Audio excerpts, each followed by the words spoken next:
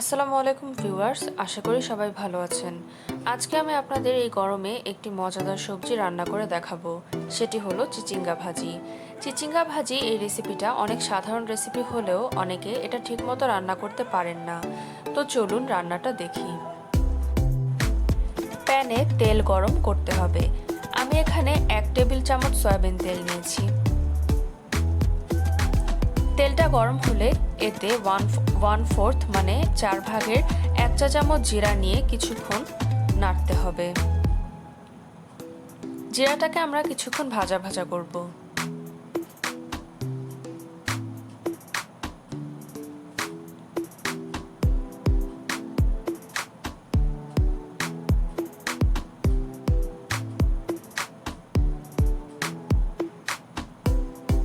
এবার দিয়ে দিচ্ছি 3টা তেজপাতা। কিছুক্ষণ নেড়ে নেব। একটা পেঁয়াজ কুচি করে নিয়েছি, সেটা এখন অ্যাড করে দেব।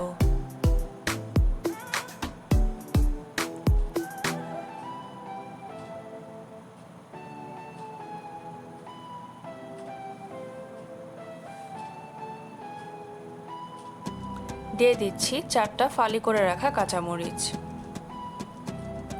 সবকিছু একসাথে মিশিয়ে কিছুক্ষণ নেড়ে নেব। এবার আগে থেকে কুচি করে রাখা হাফ কেজি পরিমাণ চিচিঙ্গা দিয়ে পুরো জিনিসটাকে ভালোভাবে নেড়ে নিতে হবে।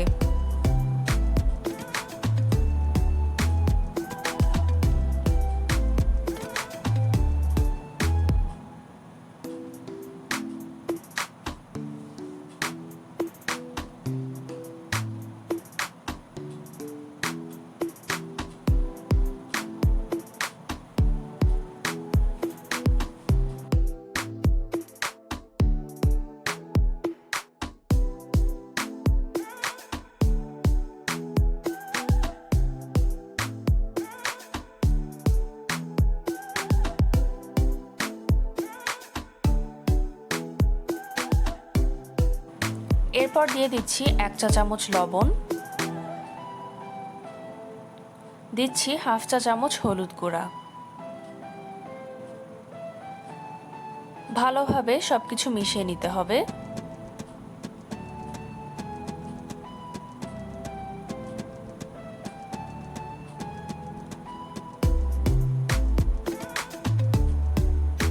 সবজিটাকে কিছুক্ষণ ভালো মতো নেড়ে নিচ্ছি।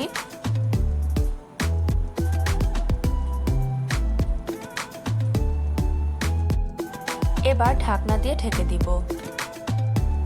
চিচিঙ্গা কষানোর পর চিচিঙ্গাটা থেকে যে পানি বের হবে তাতেই চিচিঙ্গা সিদ্ধ হয়ে যাবে।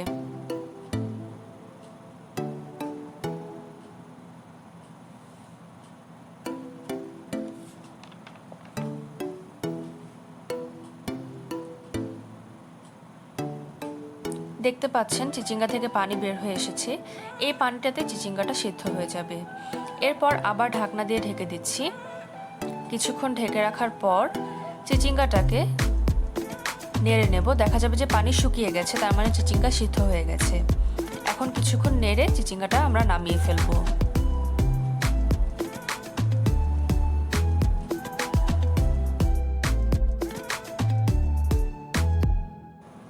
তৈরি হয়ে গেল আমাদের চিচিঙ্গা ভাজি।